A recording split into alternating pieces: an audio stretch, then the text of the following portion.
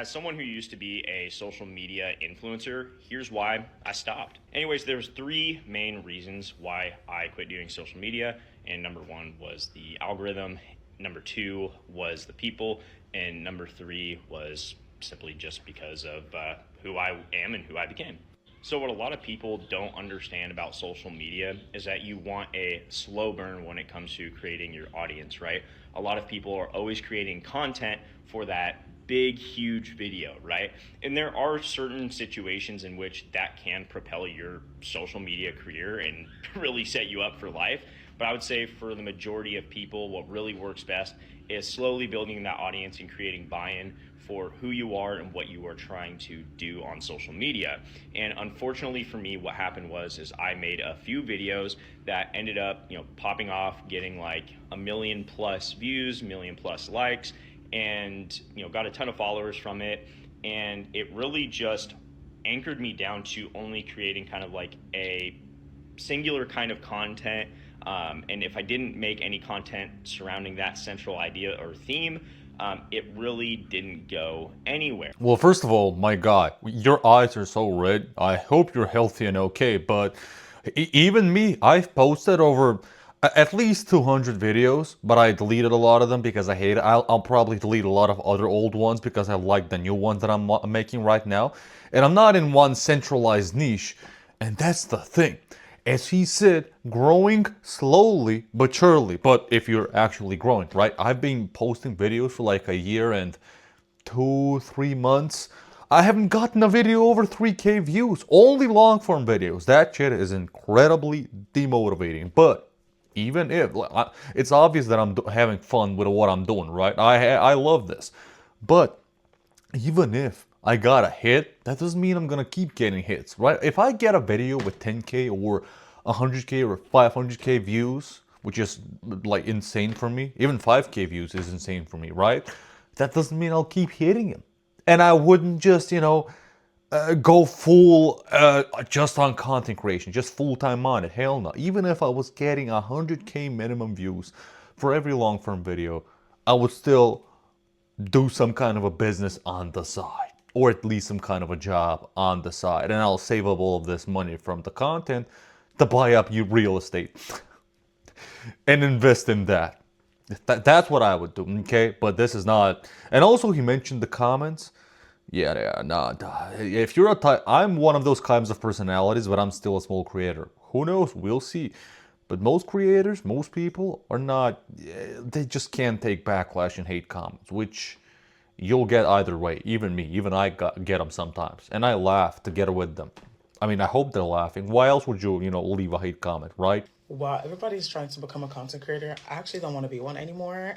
And as someone that's been a content creator for like 7 years, I'm going to tell you why I don't want to be one anymore. I wouldn't even consider myself a big content creator because on TikTok, I only had 200,000 followers, and on Instagram, I only have like 70,000 followers.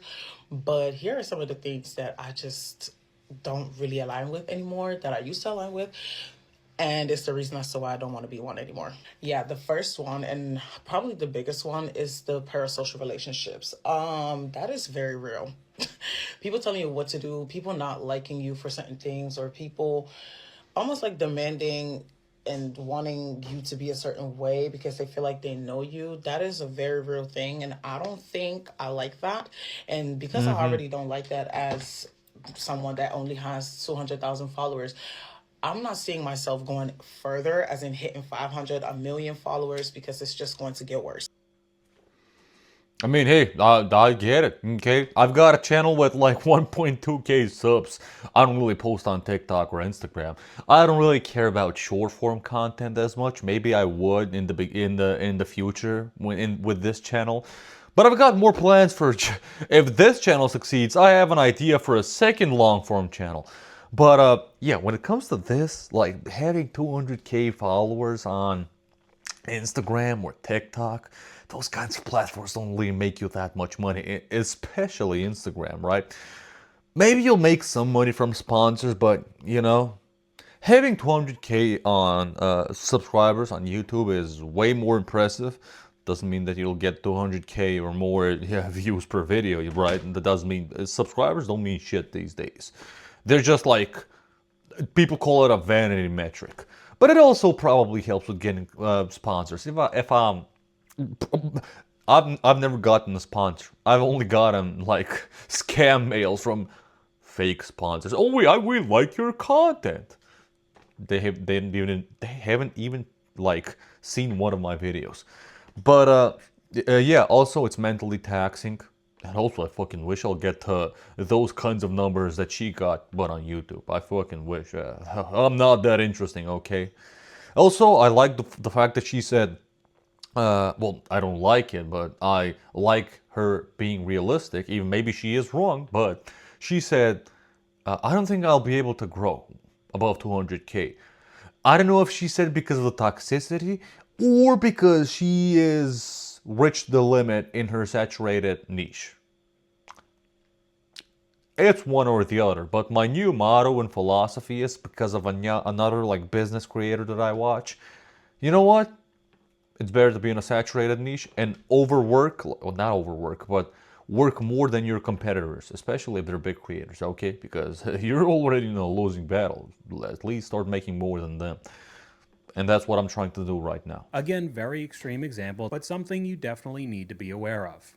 This is my influencer ick and the reason why I stopped trying to become an influencer. Okay, you are sent products that are so crappy, so bad for the environment and so bad for your body, and you're supposed to get on your social media and lie to your followers, trying to convince them to buy this product that you're claiming is life-changing or you couldn't live without it. Girl, what? No.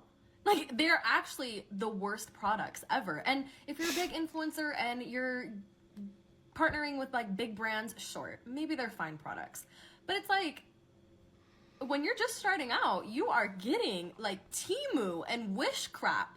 It's bad, and you have to just pretend like it's the best stuff ever. I mean, I've been told this. I don't really know about this. Again, never been sponsored, never sold stuff. Plus, I'll never just rely on this to be desperate on every kind of sponsor. If they're good sponsors, I'm gonna fucking get them, okay? I don't give a shit, okay? But I've talked to like two friends who are content creators. One of them is in like the millions of subs. One of them is like in the hundreds of thousands of subs. They've both said they wanted us to uphold or keep up some kind of an image, of course, politics-wise, obviously, to not say or not do or not mention or say something deliberately and so on, just to uphold this image so that they would get, you know.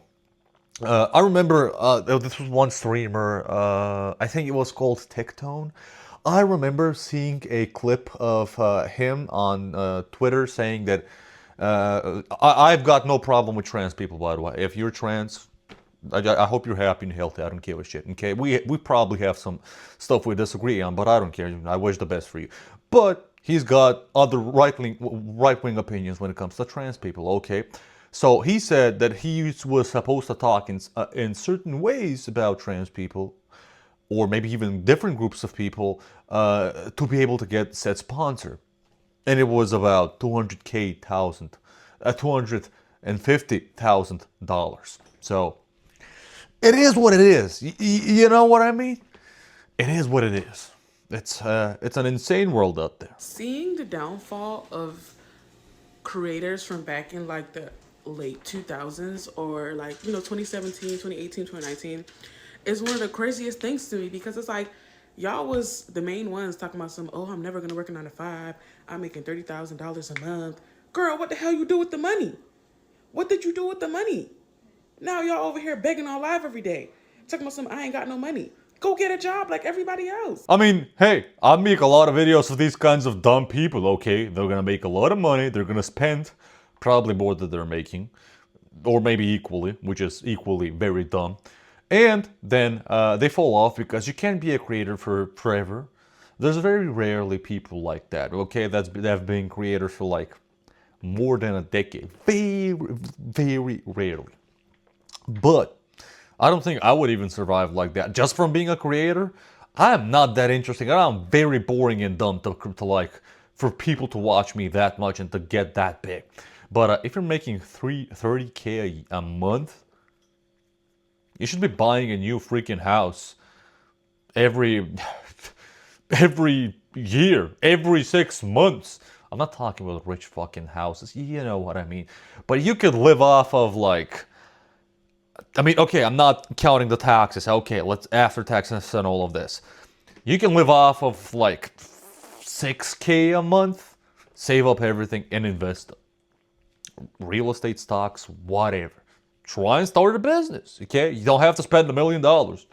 Try and start something, okay? You can market it on your freaking channel and make more and save up more.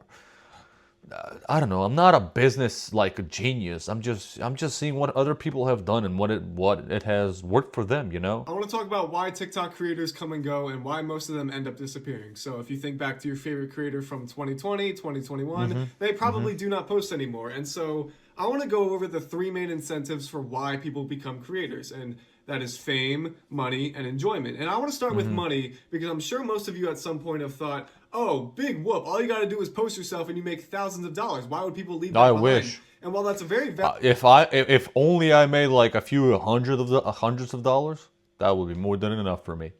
I'll be working a job still, of course, but that's a nice bonus for, you know, doing this for fun. argument to have, most of these TikTok creators really aren't making that much. You would be really surprised. And that sort of leads into enjoyment. So when you start posting, you can literally post whatever the hell you want until you find something that works. That's the beauty of starting. But once you get that ball rolling, you have to stick with what works. You can do things similar, but you cannot just post whatever the hell you want. And when it comes to fame, it is not what it's cracked up to be. If you don't know me, I have an account with 3.7 million followers. I've been posting since around 2020, 2021. At the end of the day, I'm still an average Joe. You're still an average Joe. TikTok fame is not real. Bro, trust me, you're not an average Joe, okay? Me, maybe slightly below average. Sorry, you're not average. You're above average, okay? I wish I had that fucking hairline and fucking face.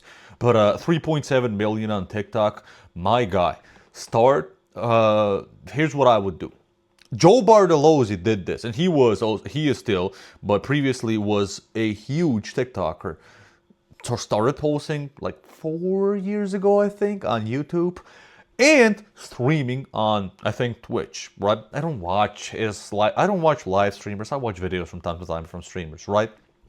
And because I want to hear some left and right leaning beliefs, that's it. So I watch everybody that I can for certain topics. But you can do this. Whatever your topic is, whatever the hell your niche is from your TikTok, this is what I would do. But, you know, maybe you like short form content more. I'm going to start live streaming, posting the clips from my live stream on my already huge 3.7 million follower TikTok account. And I'm also going to post long form videos, cutouts, as Joe Bartolozzi does, as a lot of other people do, right? And post them on YouTube. That's it. But I'm bored of this. Start a second channel with another niche. You already have a big audience. You'll transfer some people, okay? Some people might watch, some people might not watch, but it's gonna be a mostly new audience because it's gonna be a different niche. If this channel succeeds, this channel is about, financial issues, job issues, social issues, dating issues, maybe some influencer drama and all of this stuff, but it's modern day life issues. I want to start a second channel where I just react to educational stuff. Like there's this channel called No Protocol. It's a girl, I think she's from Canada, I'm not sure, but she reacts to educational stuff. I love the way she does it. And I want to do both, this and that. Drama and bad stuff about modern life, plus an educational commentary type, reaction commentary type channel. I just love this, but as long as I'm not seeing success, I'm not gonna do it. But that's what I would do if I were on your side, okay? I started posting online in May of this year. I just hit 3,000 followers, and I'm making this video because I'm quitting. Bro, I started making videos on March 1st, 2025. Me recording this video, it's like May 28th, 2026. I have 1.2k subs, okay? And I haven't gotten a video above 3k views, okay? You guys give up way too easily. Yeah, you guys suck, okay? I'm largely quitting while I'm ahead, and my reasons have really brought up like a lot of conversations that I never would have thought I'd ever be having. Here we go. My first reason is that in the past few years, and especially recently, I've just been seeing more and more and more and more about the horribly negative health effects, mental health and emotional and physical effects of consuming short form video content. I swear to God, like, I feel like article after article after article is telling me this, and I feel like I've experienced it first. I mean, you know what? Fair play. If you're gonna quit just because you know this is dark and fucked up and it's bad for you, and you're contributing to that for people to, like, you know, F up their mentality and health, great, good on you. But why not be another smart person and make more content out of it and make money out of it and create instead of consume? Or consume and create at the same time, like I'm doing. Okay, this is basically me spending my free time. That's it. I don't care if I'm on 3 hours of sleep. I'll be low energy, or like right now, or on like almost 9. I'm gonna make content for fun. Okay, I'm not gonna just consume and just waste my time. No, I'm gonna watch and record myself talk. To £8,000 a month as a full-time influencer. I did it full-time for 4 months before I gave it all up and went back to a regular job, and here's why. Now, when I say I gave it all up, I didn't technically give it all up because I'm still doing it, but I don't have to. Smart. There is no pressure. It's all on Smart. my terms. Now I know that Smart. I've got a regular job that's going to pay the bills, and anything else is just extra. Now, Based. saying be careful what you wish for is very, very important in all of this, because I realised when I was a full-time influencer that all I Really? wanted back I wish for world hunger to end. I should be careful. was my old life. I'm joking, And I know feel what she means. so lucky that I got my old life back. I'm actually working at the same place I worked at before. I was made redundant from that job, but I've gone Nice. back doing a different job, and I'm so happy. But years ago, if you'd told me that I was going to be a full-time influencer and that was going to be my job, I would have Nice. screamed. I'd have been so excited because that was my dream. All my wishes came true, and then I didn't want them anymore. Okay, the main reason that I went back to work is because I was getting into bed every single night panicking, thinking, what if I don't book any work next month? When you're doing a job like this, you cannot rely on it. It fluctuates so much. It goes up all of a sudden one month to more money than you'd ever imagined. Then you have to pay tax. I You love have what to pay she's saying. tax, and that's so scary. And then it Yep. drops all the way back down, and you could make nothing in a month. I love what she said. Okay, I 100% agree. And my goal isn't to be just a full-time creator. I want to have a business or two on the side, and this might be one of them. Okay, and if it gets very big, which it probably won't be because, you know, I'm a fucking boring idiot, I'll just record twice a day because it doesn't take me that long, and I'll just pay somebody to edit. I can teach my friend basic editing, and I can help him out, you know, get a second income. Great, you know what I mean? I'm gonna help my friends and family out if this actually worked out, and I'm still gonna keep my job, or eventually I'm gonna leave my job if my actual business, not YouTube, that like an actual business succeeds. And YouTube's gonna be a second business. It is what it is. Tell me what you guys think in the comments. There's like millions of people like this every single day, leaving content creation, thinking this was like a perfect place to be in life. It's amazing.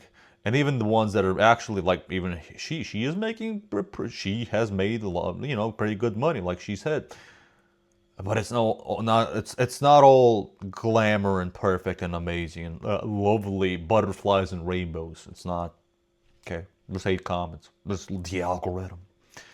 There's trends, and there's your mental health. So yeah, tell me what you guys thinking. Have a nice day.